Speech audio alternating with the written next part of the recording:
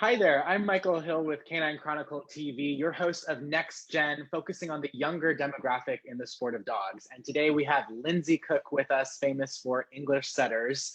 Let's start right at the beginning, Lindsey. How did you first get started in the sport of dogs? I started when I was 10 years old. I kind of happened upon an Irish setter in the park, and years ago my dad had an Irish setter that he showed. And oh, so your dad showed dogs? He showed one dog. He had one dog he got and showed and finished it, and then kind of got back out of it. But I always heard about the show dog growing up. So. And then so you had to make your own mark, right? Yeah. What was that first dog like for you? Did you show it yourself? I did. My dad also showed him some in the regular classes. I showed him all through juniors, and we won the trip to Amsterdam for the World Dog Show for the #1 Open Junior. Wow. And that's probably a pretty unique experience for someone that young to be able to be traveling the world showing your dog. That was awesome. So how did you progress from there? Because I know you really got heavily involved with the English, right? Yes. We were set up next to another junior that had Irish and English setters, and started setting up next to her, and I competed against her, so we became friends, and got my first English setters from her family. And that was it. We were hooked. Who were some of the, in addition to your friend, who were some of the people who were most influential in your start in dogs? In my start, the breeder I got my Irish setter from was Velma McMullen, and he went back to a lot of the Quailfield, Meadowlark stuff. In English setters, Lee Ganser has been my biggest mentor, who I co-breed in Kaska with. And handling wise, actually George Alston did a lot for me.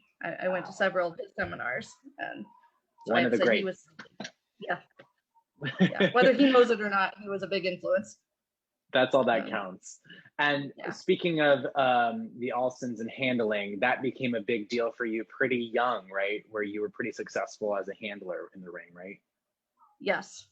Marianne giving my first homebred dog there that I co-bred with Lee, giving him a best in show, and then finding out he was her first sporting dog she ever gave a best in show to. That is crazy. That was pretty cool. You're like, I'm done. I've done it all. We're good. I'll probably still cry talking about it. Oh, I love that. Let's talk about that initial kind of jump from junior showmanship to the big ring and competing. What was that transition like for you? I was actually doing both at the same time. I kind of happened upon showing Kaska's Isadora. Izzy was her name. I was 14 or 15 at the time, and she needed 3 points to finish. And I just took her in, won the specialty from the classes, and then went on to a group one.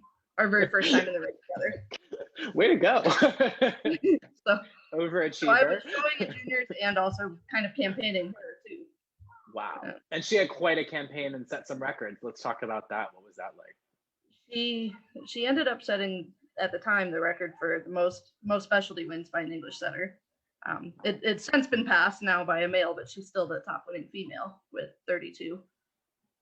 30 in the US and 2 Canadian nationals. So, wow.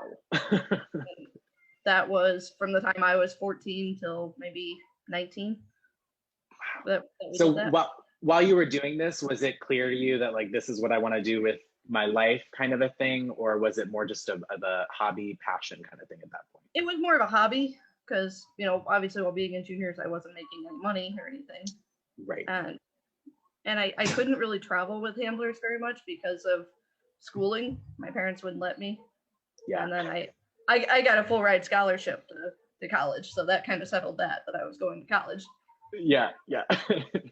As I was getting out of college, I was hired to show an English setter special, and I thought, well, if I can make money and pay my bills, then I'm happy.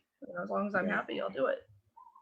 And so tell us what your life now looks like. I know you have a little family going on there, and how's that all work out together? I'm not sure.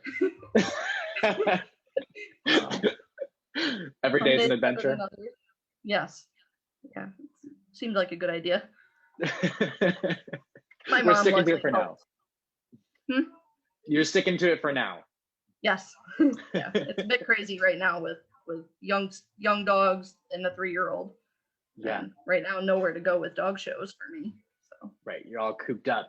Let's talk about a little bit on the breeding side of things. What are some things that make a great English setter and that you guys are prioritizing in your breeding program? Oh, that's a lot.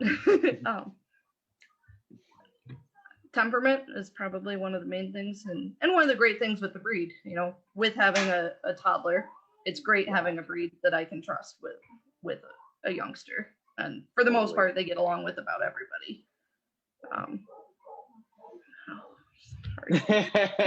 No, that's huge. I mean, I grew up with my first dog being an English setter, and one of 6 kids running around, and the dog you could do anything to. And so I think that's not the case with every breed, and so that's something that I think probably makes it easier for you to continue your family life and your dog life.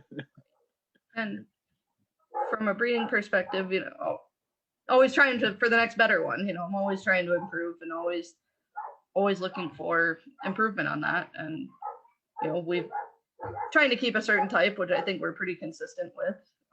Yeah, keeping what you have and building on it. Yeah, to me, the first thing our standard says is they're elegant. They should look elegant. They should. It's what makes them an English setter, right? Yes. Sorry. No, you're spot on. So what I'm sure Izzy was one of the most impactful things, but other than setting those records and showing her, what are some of the most memorable experiences you've had in dogs, whether in the whelping box, in the show ring, moments with somebody? A couple years ago at our last national that we had, my bitch Karma won the won the brood bitch class. It was my first time really getting to show my own breeding program off, and winning the brood bitch class was really pretty cool. There's something that hits different when it's a dog that you've bred and that you kind of have that connection to, right? Yeah. I've been fortunate to show some nice dogs for other breeding programs and other people, but there's nothing like showing your own. I'm so glad you got to experience that, because I think that's what keeps this sustainable, because it is about breeding dogs after all. So it's a hard life and lots of travel and work, and kind of keeping that passion alive, I think, is critical. Right. And I'm fortunate my parents have been a huge help with supporting me and taking me all over the country when I was in juniors. And now mom either will come over and watch my daughter while I go to shows, or that's amazing. Help with puppies. And I think that's a great segue into, based on your experience in dogs, what kinds of things can you recommend or emphasize for other professionals to make the sport welcoming to people who are either younger or new, and kind of make it worthwhile for them to be involved? Sorry, I gotta think about that one. Yeah, you're good. How to make it worthwhile? I think to always be open to mentoring people, and you never know when your next great home for a puppy will line up, or it's always great to have somebody that you can get involved with the breed and in the sport. And because it is an investment. Yeah. Oh yeah. I've got several friends all over the country that of course are my best friends, because there's nobody local, because I'm always at dog shows. But it's great to have that connection, but also to get that passion going in somebody else is pretty neat too. So always to be open. It never hurts to help anybody.